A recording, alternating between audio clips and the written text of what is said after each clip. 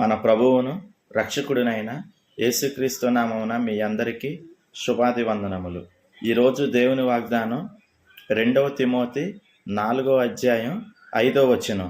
అయితే నీవు అన్ని విషయములలో మితముగా ఉండుము, శ్రమపడుము, సువార్తకుని పనిచేయము, నీ పరిచర్యను సంపూర్ణముగా జరిగించుము. క్రైస్తవులైన మనందరం ఎలా ఉండాలో ఈ వచనం మనకు తెలియజేస్తుంది. ఇది అపోస్తుడైన పౌలు గారు తిమోతి గారికి రాసిన పత్రిక అన్నమాట. నీవు అన్ని విషయములలో మితముగా ఉండము. మనందరం ఎలా ఉండాలంటే మితంగా ఉండాలి. మనం మాట్లాడే విధానం కానీ, మనం తినే ఆహారం కానీ, మన యొక్క హావభావాలు, మన యొక్క బాడీ లాంగ్వేజ్ ప్రతి ఒక్కటి కూడా చాలా మితంగా ఉండాలి. ఎంతవరకు అవసరమో అంతవరకు మాత్రమే మనం మాట్లాడాలి.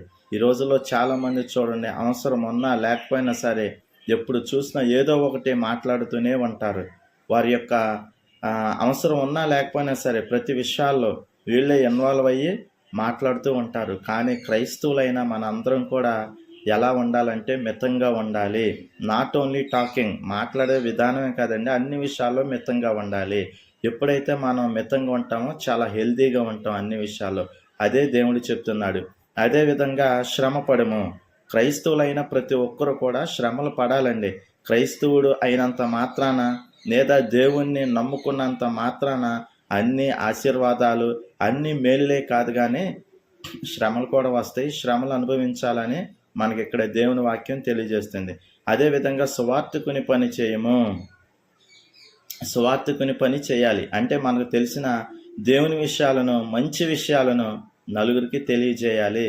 అనేక మంది మన చుట్టూతా ఎంతోమంది పాపులు ఉంటారు. లోకానుసారంగా లోకంలో పడిపోయి వ్యభిచారము, త్రాగుడు, దొంగతనం, ఇలా అనేకమైన పనులు చేసే వాళ్ళందరూ ఉంటారు.